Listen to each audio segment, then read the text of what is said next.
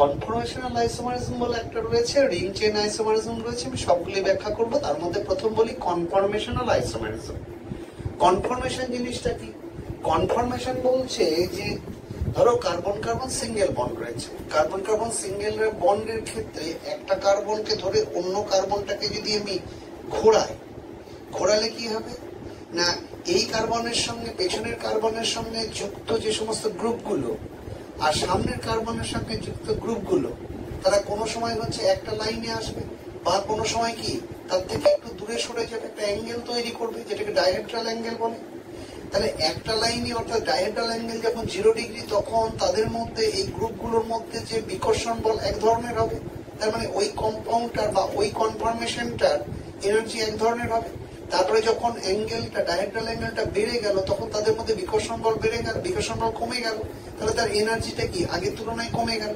তাহলে এই যে একটা কার্বনকে ধরে আর একটা কার্বনকে যখন আমি বিভিন্ন কোণে ঘোরাবো, তাহলে যে নতুন নতুন কনফর্মার তৈরি হবে, তাদের এনার্জি গুলো আলাদা হবে বলেই তাদের প্রপার্টি গুলো একটু আলাদা আলাদা হবে, কিন্তু ওদের ভৌতরা এবং ওদের আণবিক সংকেত কি একই থেকে যাচ্ছে।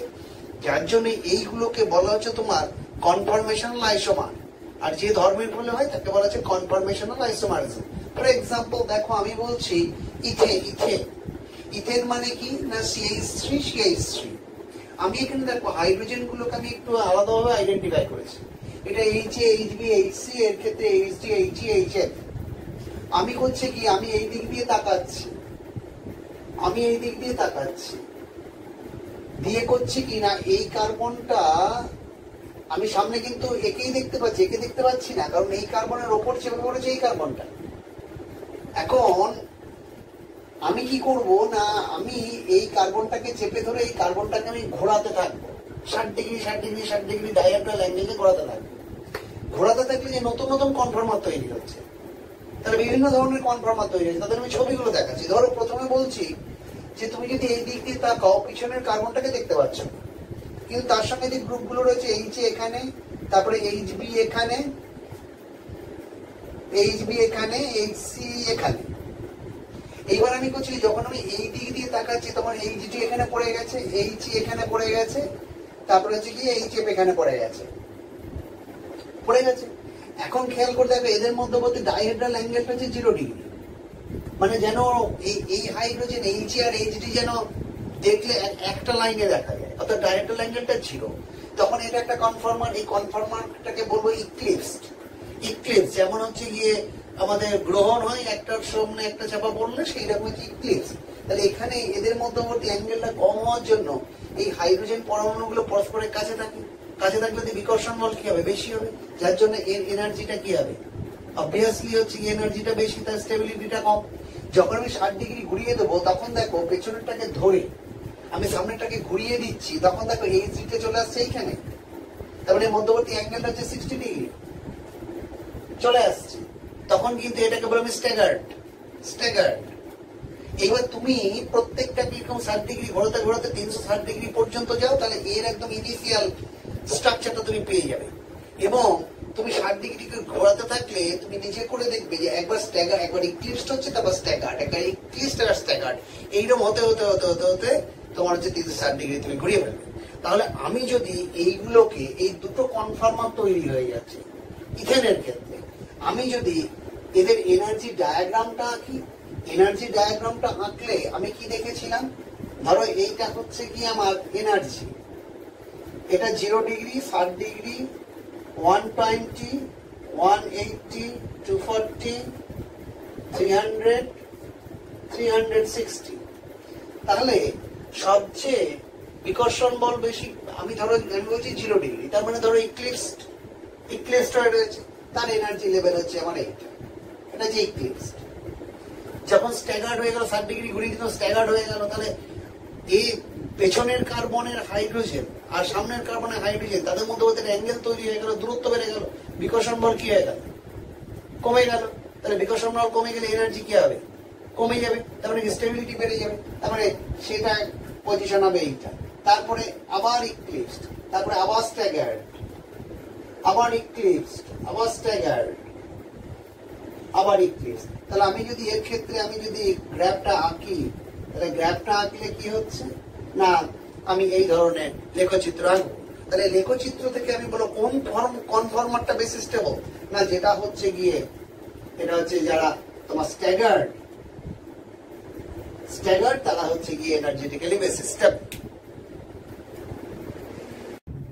বিউটেনের নর্মাল বিউটেন যেটা রয়েছে তার ক্ষেত্রে যে কনফরমেশনাল আইসোমার যেগুলো আমি করছি কি না এইটাকে পেছনের কার্বন ধরছি আর এইটাকে সামনের কার্বন ধরছি, দিয়ে আমি যখন দেখবো তখন দেখো এই যে কনফরমেশন যেটা এঁকেছে যেখানে দুটো CH3 গ্রুপ অর্থাৎ পেছনের CH3 আর সামনের যে কার্বনের যে CH3 ওদের ডাইহেড্রাল অ্যাঙ্গেল হচ্ছে 0 ডিগ্রি, তার মানে ওরা খুব কাছাকাছি চলে আসছে। এটা হচ্ছে কি বলা হচ্ছে ফুললি ইক্লিপসড, মানে পুরোপুরি একদম সম্পূর্ণভাবে ইক্লিপসড হয়ে গেছে। তারপরে কি 60 ডিগ্রি যেই ঘুরিয়েছে তখন CH3 গ্রুপটা হচ্ছে 60 ডিগ্রি কোণে চলে গিয়েছে। তাহলে এইখানে যে বিকর্ষণ বলটা কি হবে, খুব বেশি হবে। কিন্তু যখনই CH3 মতন বড় গ্রুপ একটু সরে গেল তখন একটা নতুন একটা কনফর্মেশন তৈরি করলো, তাকে বলে গজ। এটাকে বলা হচ্ছে গজ, কারণ এখানে বিকর্ষণ বলটা তুলনামূলকভাবে কি কম। এরপরে দেখো আবার যখন আমি 60 ডিগ্রি ঘোরালাম তখন আবার একটা নতুন ধরনের একটা ইক্লিপস তৈরি হলো, সেখানে কি না ছোট গ্রুপ দিয়ে হচ্ছে গিয়ে কাছে পরিবাদিত হচ্ছে ছোট গ্রুপ, যার জন্য এটাকে বলা হচ্ছে আংশিক ইক্লিপস। আবার যখন ঘোরাবো তখন সবচেয়ে বড় কথা এই যে দুটো বড় গ্রুপ দুটো CH3 গ্রুপ 180 ডিগ্রি অ্যাঙ্গেলে চলে গেছে, তো ডাইহেড্রাল অ্যাঙ্গেল। তাহলে সবচেয়ে কম বিকর্ষণ বলটা কোনখানে হবে, সেটা হচ্ছে কি অ্যান্টি স্ট্যাগার্ডে সবচেয়ে কম বিকর্ষণ বল। তারপরে আবার যখন ঘোরাবো তখন দেখো আংশিক ইক্লিপস। তারপরে হচ্ছে গিয়ে এখানে দেখো আবার সেই হচ্ছে গিয়ে গজ চলে এসছে। তারপরে আবার কি হচ্ছে না এখানেও সেই ফুললি ইক্লিপসে পৌঁছে গিয়েছে। তাহলে 0 ডিগ্রি থেকে আমি 360 ডিগ্রি পর্যন্ত ঘোরানোর মধ্যে বিউটেনের কতগুলো কনফর্মার তৈরি হলো সেই কনফর্মার গুলোকে আমি তোমাকে দেখাতে পারলাম। দেখে বোঝা গেল সবচেয়ে এনার্জি কম কোনটা, অ্যান্টি স্ট্যাগার্ড, আর সবচেয়ে এনার্জি বেশি কোনটা, ফুললি ইক্লিপসড। তাহলে এখানে আমি এনার্জি যদি আমি এদেরকে আমি ডায়াগ্রামটা আঁকি তাহলে কেমন দাঁড়াবে দেখো। কনফর্মার গুলো যখন আমি এনার্জি ডায়াগ্রাম গুলো আঁকবো তাহলে বোঝা গেছিল সবচেয়ে বেশি বিকর্ষণ বলটা কখন, যখন ফুললি ইক্লিপসড দুটো CH3 গ্রুপ কাছাকাছি আছে। আমি তার এনার্জি পয়েন্ট ধরেছি এইটা এবং এই ডায়াড্রাল অ্যাঙ্গেল 0 ধরেছি, এবার 60 ডিগ্রি করে ঘোরাচ্ছি। তারপরে দেখো এখানে হচ্ছে গজ এসছে, তারপরে হচ্ছে পার্সিয়াল ইক্লিপসড এসছে, তারপরে যখন 180 চলে এসছে তখন কি হয়েছে, তখন হচ্ছে দুটো CH3 গ্রুপ পরস্পরের 180 অ্যাপার্টে হয়ে গেছে, বিকর্ষণ বল সবচেয়ে কম, তার জন্য এটা বলে অ্যান্টি স্ট্যাগার্ড। আর ওর এনার্জি কি সবচেয়ে কম, তাহলে এর এনার্জি যদি সবচেয়ে কম হয় তাহলে কি হবে, সবচেয়ে বেশি স্টেবল। তাহলে এনার্জি ডায়াগ্রাম থেকে দেখে বোঝা যাচ্ছে সবচেয়ে বেশি স্টেবল কোনটা, অ্যান্টি স্ট্যাগার্ড। তারপরে আবার 240 তে কি হচ্ছে না এনার্জিটা একটুখানি আবার বেড়ে চলে পার্সিয়াল ইক্লিপস।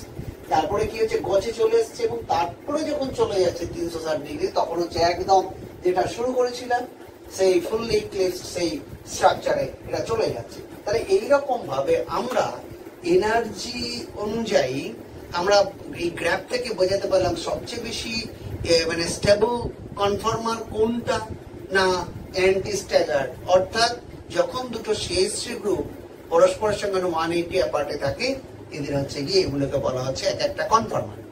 এইবার দেখো, এইবার আমি বলেছিলাম যে তোমাদের রিং চেন আইসোমারিজম, এটা হচ্ছে কনফর্মেশনাল আইসোমারিজম। এবার রিং চেন আইসোমারিজমটা কি না, বলছে যে আণবিক সংকেত তো একই থাকবে, কখনো ওরা রিং ফরমেশন করবে কখনো হচ্ছে স্ট্রেট চেনে আসবে। যেমন ফর এক্সাম্পল আমি বলছি একটা সিম্পল এক্সাম্পল, গ্লুকোজের ক্ষেত্রে দেখা গেছে যে এদের এরকম আছে HOH অনেকগুলো রয়েছে, এদের মধ্যে যে পঞ্চম যে OH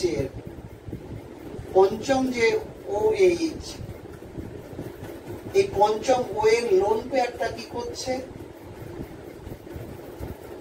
সে করছে কি এই কার্বনিল কার্বনকে অ্যাটাক করে কি করছে, এটা এইরকম একটা জিনিস তৈরি করে ফেলছে। তাহলে এরা কিরকম জিনিসটা ফরমেশন করছে, এটা রিং এ ফরমেশন হয়ে গেল। তাহলে কেমন দাঁড়িয়ে গেল দেখতে, জিনিসটা এরকম হয়ে গেল, CHOH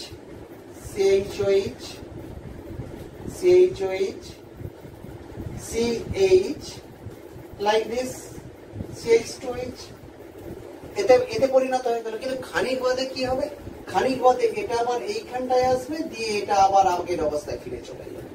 তাহলে একটা হয়ে যাবে, এখানে ছিল স্ট্রেট চেন, হয়ে গেল রিং, তারপরে কি হয়ে গেল আবার এরা হচ্ছে গিয়ে তোমার স্ট্রেট চেনে চলে আসবে।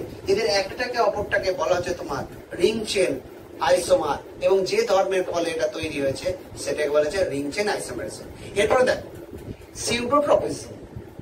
সিউডোট্রপিজম, আমি তো টটোমারিজম পড়েছি, তার মধ্যে আরেকটা টার্ম আছে সিউডোট্রপিজম। সিউডোট্রপিজমটা কি বলছে, ধরো টটোমার তৈরি হচ্ছে, কিন্তু বাস্তব ক্ষেত্রে দেখা যায় সেই টটোমারটার একটা টটোমারের কোনো অস্তিত্ব নেই।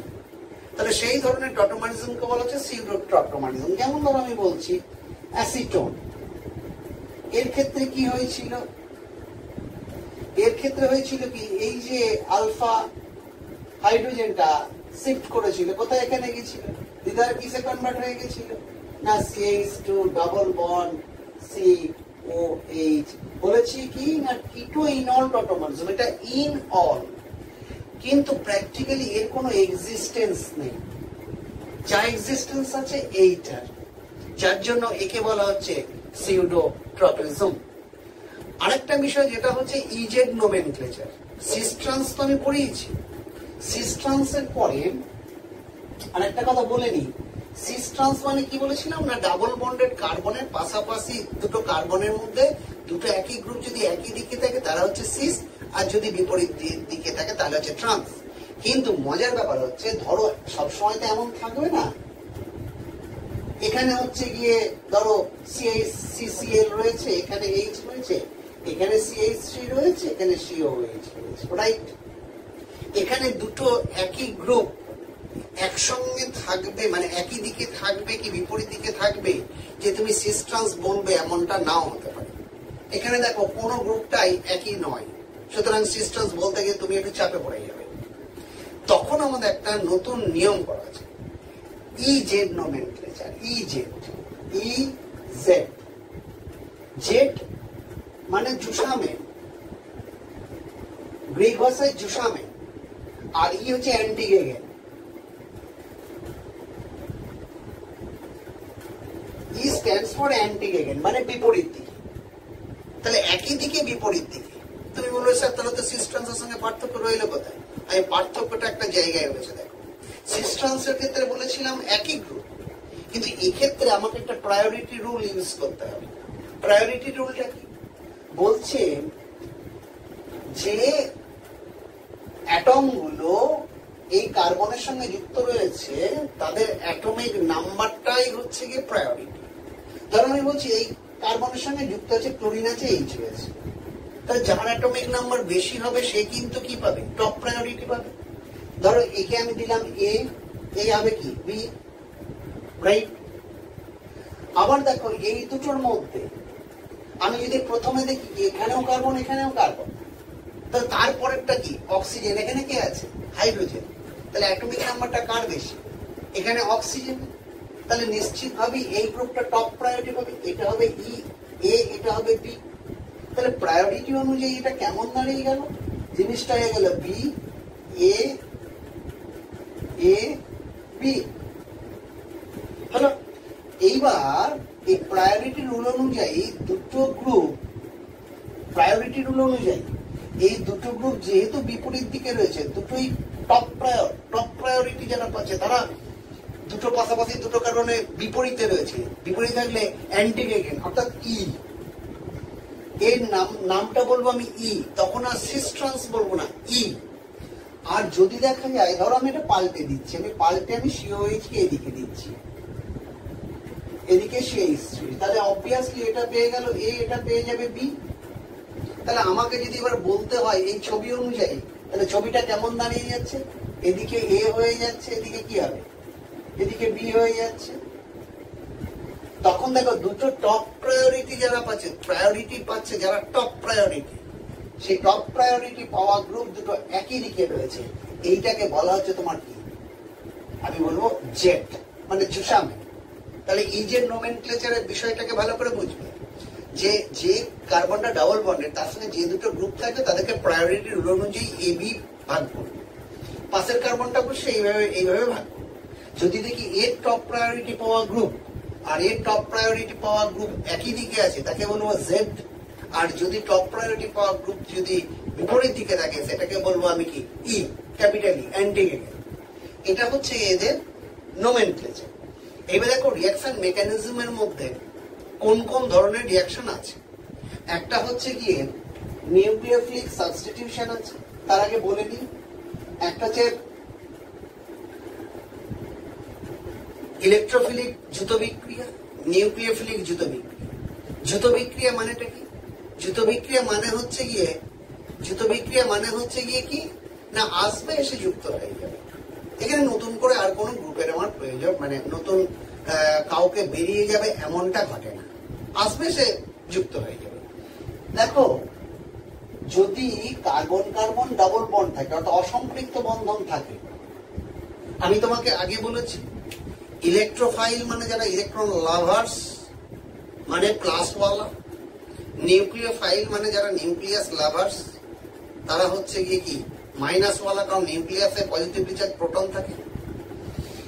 যদি কার্বন কার্বন অসম্পৃক্ত বন্ধন থাকে, এক্ষেত্রে মূল অ্যাটাকটা দ্রুত বিক্রিয়াটায় মূল অ্যাটাকটা শুরু হয় কি থেকে? পাই বন্ড করবে কি ইলেকট্রোফাইলকে অ্যাটাক করবে। তাহলে কার্বন কার্বন অসম্পৃক্ত বন্ধনের পাই ইলেকট্রন জোট, সেটা অ্যাটাক করবে কাকে? ইলেকট্রোফাইলকে, দিয়ে দ্রুত বিক্রিয়া ঘটাবে। যেমন ধরো আমি এক্সাম্পল দিয়ে বলছি, CH2 ডবল বন্ড CH2, তার সঙ্গে আমি করছি HBr। ধরো এইচটা হচ্ছে কি ডেল্টা প্লাস আর বিআরটা হচ্ছে ডেল্টা মাইনাস, রাইট? এক্ষেত্রে কি হবে? এক্ষেত্রে কিন্তু অ্যাটাকিংটা হবে এইখান থেকে শুরু হবে। অসম্পৃক্ত পাই বন্ধন তারা অ্যাটাক করবে কাকে? না, তারা করবে ইলেকট্রোফাইল। যে ইলেকট্রোফাইলকে করলো, এটা ভেঙে বেরিয়ে চলে গেল। তাহলে কি হলো? এইচটা এর সঙ্গে লাগলো আর এই প্রান্তটা কি হয়ে গেল? তাহলে এখানে ইন্টারমিডিয়েটটা তৈরি হলো CH2 প্লাস CH3 চলে এলো। এইবার কি করবে? এইবার তখন Br মাইনাস যেটা নিউক্লিওফাইল, সে এর সঙ্গে অ্যাটাচ করলো, দিয়ে তৈরি হয়ে গেল CH2 Br CH3। এটা হচ্ছে নিউক্লিওফিলিক দ্রুত বিক্রিয়া, এটা ইলেকট্রোফিলিক দ্রুত বিক্রিয়া। নিউক্লিওফিলিক দ্রুত বিক্রিয়া কাদের ক্ষেত্রে বলছে? সেখানেও পাই বন্ড থাকবে, বাট সেটা কাদের মধ্যে থাকবে? দুটো ভিন্ন মৌলের পরমাণুর মধ্যে। কার্বনের সঙ্গে অক্সিজেন হতে পারে, কার্বনের সঙ্গে নাইট্রোজেন হতে পারে। তাহলে সেক্ষেত্রে কি হবে? যে এই দুটো ভিন্ন মৌলের পরমাণুর ইলেকট্রোনেগেটিভিটির পার্থক্য রয়েছে, যার জন্য অটোমেটিক্যালি সবসময় একটা ট্রেন্ড থাকবে কোন দিকে? যে ইলেকট্রোনেগেটিভ মৌল সে মাইনাসটা পাবে, টেনে রাখবে। তার মানে কি একটা সেন্টার ডেল্টা প্লাস পেয়ে গেছে, তখন নিউক্লিওফাইলে সুবিধা হয়ে যাবে অ্যাটাকটা করা। যেমন ধরো আমি বলছি যে কার্বনিল গ্রুপে কোনটা? সি ডাবল বন্ড এইখানে, অক্সিজেনের ইলেকট্রোনেগেটিভিটি বেশি। সে কি করবে? না, এই কার্বনের চেয়ে এ ডেল্টা মাইনাসটা পাবে। তার মানে তখন অটোমেটিক্যালি শিফট হবে ইলেকট্রন কোন দিকেই। তো যখন এটা এদিকে শিফট হবে, তখন কেমন হয়ে গেল জিনিসটা, ছবিটা? না, সি এটা প্লাস হয়ে গেল, এটা ও মাইনাস হবে।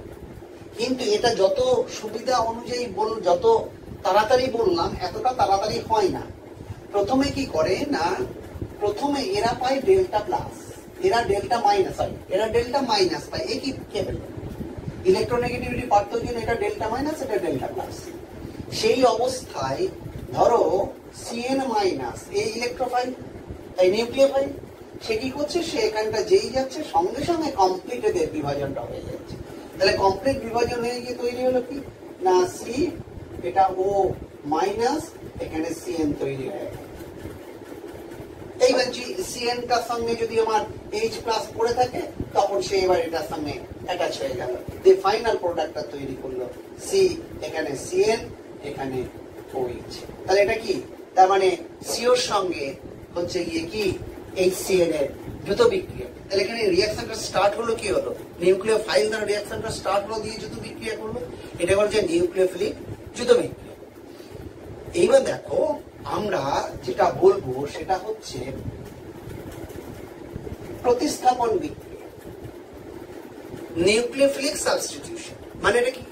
ধরো আমি বলছি CH3Cl, এখানে ধরো আমি অ্যাকুয়াস KOH দিয়েছি OH মাইনাস, তাহলে OH মাইনাস মানে সেকে নিউক্লিওফাইল। এবার কি করছে, এই যে সিএলটা কি, সিএলটা হচ্ছে গিয়ে ইলেকট্রোনেগেটিভ, যার জন্য কি করছে এই কার্বনটা ডেল্টা প্লাস পাচ্ছে। তখন কি করে OH মাইনাসটা যুক্ত হবে আর Cl মাইনাসটা বেরিয়ে পালাবে। তার মানে এখানে প্রোডাক্টটা তৈরি হবে COH আর তার সঙ্গে কি হবে Cl মাইনাস বেরিয়ে পালাবে। তাহলে নিউক্লিওফাইল দ্বারা প্রতিস্থাপন ঘটছে। এখন নিউক্লিওফিলিক প্রতিস্থাপন হচ্ছে দুটো টাইপের, দুটো না অ্যাকচুয়ালি তিনটে হয়। আমরা এখন দুটো আপাতত জানি, একটা SN1 একটা SN2। SN1 stands for substitution nucleophile unimolecular. SN1 substitution nucleophile unimolecular.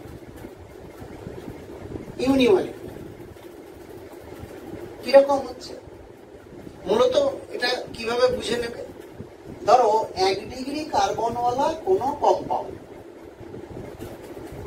Having leaving group like sell.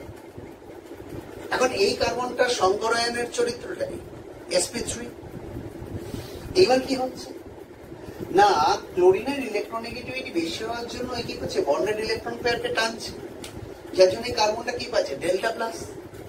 এই অবস্থায় কি করছে OH মাইনাস, ক্লোরিন কিন্তু সম্পূর্ণ ভেঙে যায়নি, শুধুমাত্র ক্লোরিন কেবলমাত্র কি করেছে না বন্ডেড ইলেকট্রন পেয়ারকে সামান্য একটু টেনে রেখেছে, যার জন্য কার্বনটা কি পাচ্ছে ডেল্টা প্লাস পাচ্ছে, ক্লোরিনটা ডেল্টা মাইনাস। এইবার কি করছে, তখন OH মাইনাস সে তো খুঁজছে কোথায় প্লাস আছে সেখানে যাবো, তো সামনের দিক দিয়ে তো যেতে পারে না, সামনে একটা ব্লক করে রেখেছে, তাহলে তো sp3 হাইব্রিডাইজড, চারটেই ব্লক হয়ে গেছে। কিন্তু পেছনের দিকে যে অরবিটালের ছোট্ট একটা অংশ বেরিয়েছিল, সেই OH মাইনাস করবে কি একে পেছন দিয়ে আক্রমণ করতে থাকবে। এ যত পেছন দিয়ে একে আক্রমণ করতে থাকবে তত বাইরে বেরোতে থাকবে, দিয়ে একটা সময় করবে কি একটা ইন্টারমিডিয়েট স্টেট তৈরি করবে, যেখানে সবকজনই একসঙ্গে থাকবে। এটা OH মাইনাস Cl, এটা হচ্ছে ইন্টারমিডিয়েট স্টেট।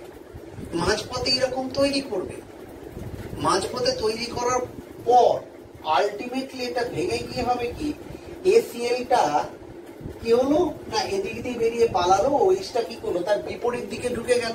তার মানে তখন ছবিটা দাঁড়িয়ে গেল এরকম, তখন ছবিটা দাঁড়িয়ে গেল এইরকম। এখন দেখো এই স্টেপটা হচ্ছে গিয়ে স্লোয়েস্ট স্টেপ। সবসময় মনে রাখবে যে কোনো রিয়াকশন যদি অনেকগুলো স্টেপে হয়, তাহলে তাদের মধ্যে যেটা স্লোয়েস্ট স্টেপ হয় সেটাই হচ্ছে রেট ডিটারমিনিং স্টেপ। মানে ওই স্টেপটাই যতগুলো বিক্রিয়ক অংশগ্রহণ করে আমরা তাদের অর্ডার আমরা ততটাই বলবো, মানে রেট ইকুয়েশনটা তাদের উপরেই নির্ভর করবে। এবার দেখো এর ক্ষেত্রে যেহেতু দুজনের গাঢ়ত্বের উপরেই নির্ভর করছে এই বিক্রিয়াটা, যার জন্য এটা হচ্ছে সাবস্টিটিউশন নিউক্লিওফাইল, কিন্তু কি এটা হচ্ছে গিয়ে এটা SN2 বলছি, বাইমলিকুলার সাবস্টিটিউশন নিউক্লিওফাইল বাইমলিকুলার, মানে হচ্ছে গিয়ে এই অ্যাটাকটা করছে বেরিয়ে যাচ্ছে, তার মানে স্লোয়েস্ট স্টেপে দুজনের কনসেন্ট্রেশনের উপর রিঅ্যাকশনটা ডিপেন্ড করছে, রিঅ্যাকশন রেটটা, যার জন্য এই রিঅ্যাকশনটাকে বলা হচ্ছে SN2 সাবস্টিটিউশন নিউক্লিওফাইল বাইমলিকুলার। এইবার দেখো যদি 3 ডিগ্রি কার্বন যুক্ত কোন অ্যালকিল ক্লোরাইড আমি ইউজ করি, তার ক্ষেত্রে SN2 হবে কিনা তুমি ভেবে দেখবে। ধরো আমি বলছি আমি এইরকম একটা কম্পাউন্ড নিয়েছি, আমি বলতাম একে অ্যাকুয়াস KOH দাও। অ্যাকুয়াস KOH মানে কি, ওরা নিউক্লিওফাইল সাপ্লাই করবে কোনটা OH মাইনাস। যদি SN2 হতে হয় মানে বাইমলিকুলার হতে হয়, তাহলে কি হবে ব্যাক সাইড অ্যাটাক করতে হবে। কিন্তু ব্যাক সাইডটা অ্যাটাক করবে কি করে, এই যে বড় বড় গ্রুপগুলো রয়েছে সেই গ্রুপগুলো কাছাকাছি থাকার জন্য এ ঢুকবেটা কোথা দিয়ে, এই বড় গ্রুপ থাকার জন্য তাদের মধ্যে যে কনজেস্টেড এরিয়া যেটা তৈরি হয়, এই ঘটনাটাকে বলা হচ্ছে তোমার স্টেরিক হিন্ড্রেন্স। বড় বড় গ্রুপ দিয়ে এখানটা খুব কনজেস্টেড, মানে ঘন অবস্থায় রয়ে গেছে, যার ফলে OH মাইনাস ব্যাক সাইড দিয়ে ঢুকতে পারবে না। এই ঘটনাটাকে বলা হচ্ছে স্টেরিক হিন্ড্রেন্স। এরা কনজেস্টেড করে রাখার জন্যই ঢুকতে পারবে না, মানে জ্যাম করে রেখে দিয়েছে, যেতে পারবে না। এই জ্যামটাকে বলা হচ্ছে স্টেরিক হিন্ড্রেন্স। তখন কিন্তু এই রিয়াকশনটা এই মেকানিজম ফলো করবে না। তখন তার ক্ষেত্রে মেকানিজম যেটা ফলো হবে সেটাকে বলা হচ্ছে কি SN1, মানে সাবস্টিটিউশন নিউক্লিওফাইল ইউনিমলিকুলার। ইউনিমলিকুলার মানে কি না, এদের যে রেট ইকুয়েশন অর্থাৎ স্লোয়েস্ট যে স্টেপটা, ধীর গতি সম্পন্ন ধাপটা, সেই ধীর গতি সম্পন্ন ধাপে কেবলমাত্র একজনেরই গাঢ়ত্বের উপর নির্ভর করবে বিক্রিয়ার হারটা। যেমন কি দেখো, এই বিক্রিয়াটার প্রথম যে ধাপটা হয়, প্রথম ধাপটা হচ্ছে bond breaking and formation of carbocation. ধরো এইটা কার্বোক্যাটায়নটা তৈরি হচ্ছে, কার্বন প্লাস তৈরি হচ্ছে। কারণ কেন কার্বনটা প্লাস হয়ে যাওয়ার কারণটা হচ্ছে তুমি হাইপার কনজুগেশন শিখেছো। এখানে 9টা হাইপার কনজুগেটিভ হাইড্রোজেন দ্বারা স্টেবল বলে কিন্তু সাহস করে ভেঙে কার্বোক্যাটায়নটা তৈরি করলো। যখনই কার্বোক্যাটায়নটা তৈরি হলো তখন তার মানে এটা কি হয়ে গেল যে মোড অফ হাইব্রিডাইজেশন sp2 প্লেনে পড়ে গেল। তাহলে এখানে একটা পিজেড অরবিটাল কি হইল, ফাঁকা রয়েছে, ওপর নিচে রয়ে গেছে, আর এই তিনটে CH3 গ্রুপ একটা প্লেনে রয়ে গেছে। এইবার দেখো, এবার OH মাইনাস আসবে। তাহলে OH মাইনাস আসবে। এই OH মাইনাস কেমন ভাবে আসতে পারে? এর অপশন রয়েছে দুটো।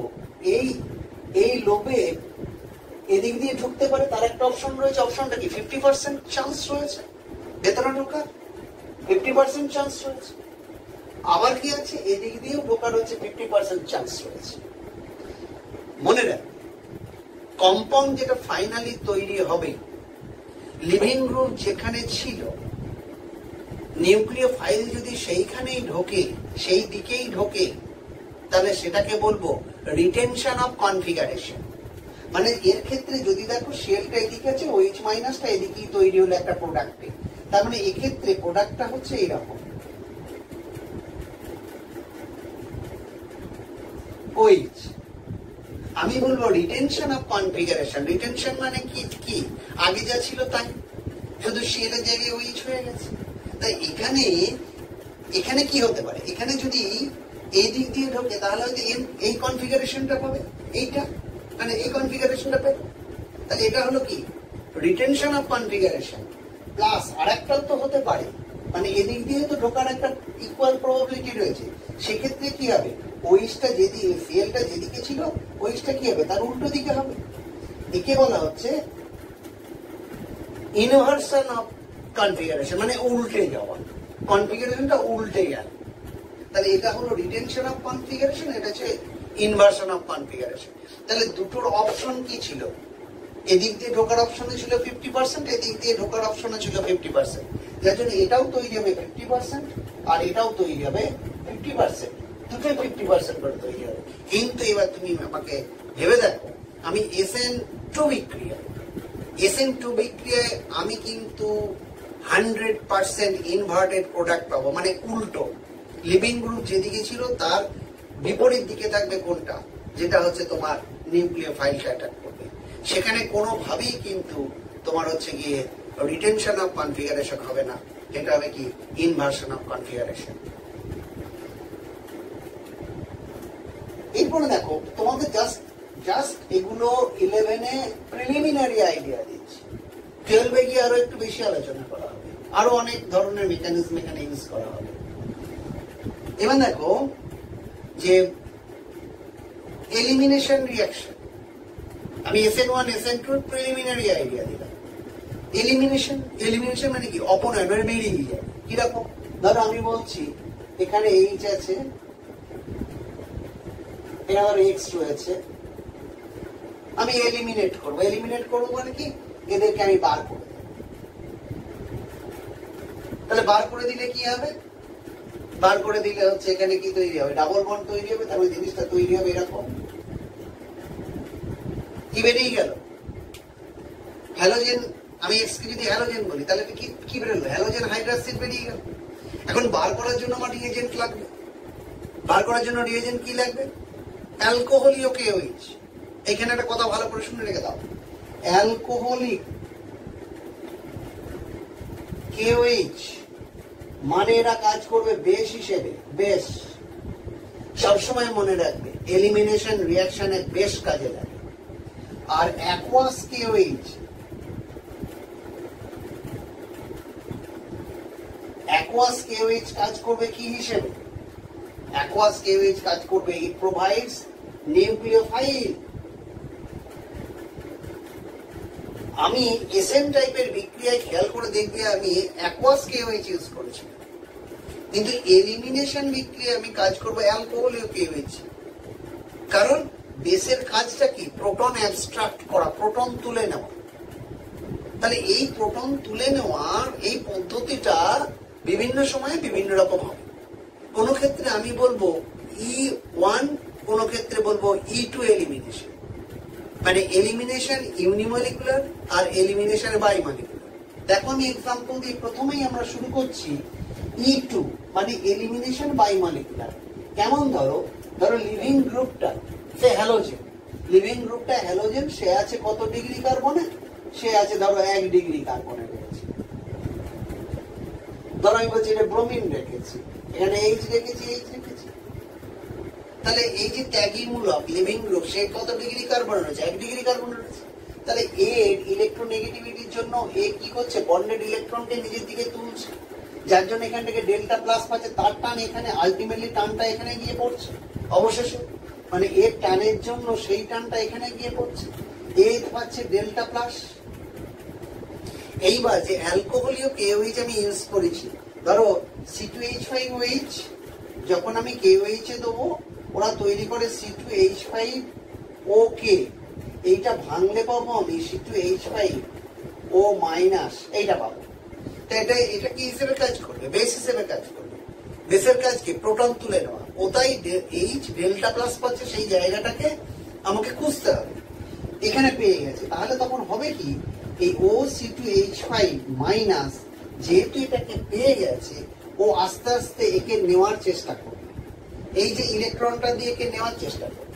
তাহলে এটা যখন H প্লাস হয়ে সরে আসবে, তখন এই পাই বন্ডেড ইলেকট্রনটা এই এর টানের জন্য এই দিকে চলে যাবে। যখন এই দিকে চলে গেল, এ তো মৌকা পেয়ে গেল, এও বেরিয়ে চলে যাবে। তার মানে একটা সময় আসবে যখন একটা ইন্টারমিডিয়েট কমপ্লেক্স তৈরি করবে, যেখানে দুজন মিলেই ওরা এখানে থাকবে, দিয়ে কম্পাউন্ডটা যেটা স্ট্রাকচারটা তৈরি করবে সেটা কেমন? HCH, এই বন্ডটা উইক হচ্ছে, O(C2H5-), এই বন্ডটা তৈরি হচ্ছে। তারপরে দেখেছো এই ইলেকট্রন এইদিকে শিফট করছে, তারপরে কি হচ্ছে? এই বন্ডটা উইক হচ্ছে, এই বন্ডটা উইক হচ্ছে। তাহলে এইটা হচ্ছে কি? একটা ইন্টারমিডিয়েট স্টেপ। যখন দেখা যায় সবকজনই মানে বেস এবং সাবস্ট্রেট দুজনই একসঙ্গে উপস্থিত রয়েছে, তাহলে এইটা হচ্ছে স্লোয়েস্ট স্টেপ। এইটা হচ্ছে স্লোয়েস্ট স্টেপ, স্লোয়েস্ট স্টেপ। তাহলে এখানেই হচ্ছে গিয়ে রেট ডিটারমিনিং স্টেপ। তাহলে এখানে দুজনের গাঢ়ত্বের উপরই বিক্রিয়ার হারটা নির্ভর করছে। যেহেতু দুজনের গাঢ়ত্বের উপর নির্ভর করছে, যার জন্য এটাকে বলবো আমি কি? E2 elimination, E2 অপনয়ন। দিয়ে কি হবে? এইটা নেওয়া কমপ্লিট হয়ে যাবে, এর বেরোনো কমপ্লিট হয়ে যাবে, দিয়ে ফাইনাল ফর্মটা তৈরি হবে CH2 তাহলে এলিমিনেশন রিঅ্যাকশন যদি আমি অ্যালকিল হ্যালাইডের ক্ষেত্রে করি, তাহলে আমি কি পাচ্ছি? আমি অ্যালকিন পাচ্ছি এই প্রসেসে। তাহলে এটা হচ্ছে E2 এলিমিনেশন। এইবার যদি লিভিং গ্রুপটা 1 ডিগ্রি কার্বনে থাকে, সেক্ষেত্রে কেমন ধরনের হবে? দেখ, আমি বলেছিলাম লিভিং গ্রুপ যদি 1 ডিগ্রিতে থাকে, তাহলে সে মানে 1 টাইপের রিঅ্যাকশন হয়। যেহেতু এলিমিনেশন করব, তার মানে হচ্ছে কি? E1। তাহলে E1 মানে কি? রিঅ্যাকশন রেটটা একজনের কনসেন্ট্রেশন উপর ডিপেন্ড করবে। তাহলে আমি বলছি এই জিনিসটা। তাহলে এক্ষেত্রে